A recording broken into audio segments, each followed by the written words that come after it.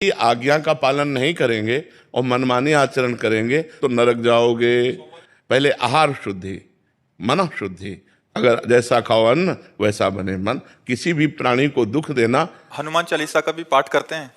ये अपनी वासनाओं की, अपनी जिह्वा को थोड़ा रोको यार। शराब पीते हो, मांस खाते हो, अंडा खाते हो, इस तरह के व्यवहार करते हो और हनुमान जी और शंकर ये ऐसे प्रसन्न हो जाएंगे, ऐसे काम बन जाएगा? कुछ नहीं बन जाएगा। अवश्य में भोक्तव्यम कृतम कर्म शुभाशुभम। जो तुम कर्म करोगे तुम्हें भोगना पड़ेगा। चाहे मुर्गा हो चाहे बकरा हो, सब जीव अपने प्राण बचाना चाहते हैं।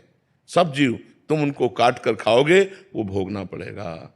राम जी के रूप में भगवान ने यदि बाली के चरण में बाण मारा तो भगवान श्री कृष्ण के चरण में व्याध के रूप में उसने बाण मारा। देखो ना, लीला देखो। भगवान ने अंतिम अपनी लीला जो श्री कृष्ण लीला है वो यहाँ संपन्न की कि भगवान के चरण में व्याध जो है बाण मार रहा है। अब आप विचार करो, जब वो सरकार समर्थ होते हुए भी अपने लीला का लीला दर्शन कराते हैं।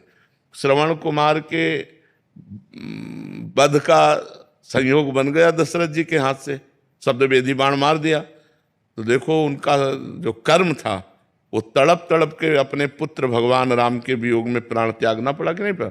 भगवान उसको मिटा सकते थे लेकिन भगवान नहीं मिटाते। अवश्य में वो भोक्तव्यम गीता जी में कहा है। इसलिए हमारी प्रार्थना है कि तमोगुणी भोजन का त्याग करो, सात्विक भोजन और संयम से रहोगे तो तुम में जो बल आएगा वो एक महान पवित्र बल होगा। आज बल नहीं दिखाई देता, चेहरे में कांति नहीं है, विचार में पवित्रता नहीं है। ऐसा नहीं, हम पशु नहीं हैं, हम मर्यादा से चलने के लिए हैं। हमारी मर्यादा बनाई गई, शास्त्र मर्यादा हमारी कानून व्यवस्था है। यदि हम शास्त्र मर्यादा से चलेंगे, शास्त्र कानून से चलेंगे तो हमारा मनुष्य जीवन सार्थक हो जाएगा, नहीं तो निरर्थक हो जाएगा। जैसे आजकल बच्चे कहते हैं हम स्वतंत्र हैं। नहीं, स्वतंत्रता नहीं। माता पिता की आज्ञा की परतंत्रता, शास्त्र की आज्ञा की परतंत्रता, गुरु की आज्ञा की परतंत्रता, कानून की परतंत्रता, अगर ये स्वीकार करोगे तो स्वतंत्र हो जाओगे।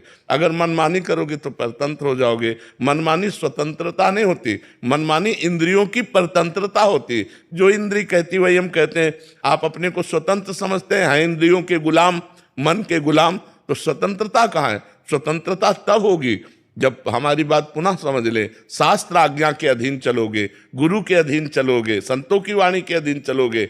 भगवान शास्त्र और संतों के रूप में विराजमान है तो आप स्वतंत्र हो जाओगे, माया मुक्त हो जाओगे। तो आचरण और भोजन ये दो का बहुत बड़ा योग है। अगर हमारा भोजन ठीक तो हमारे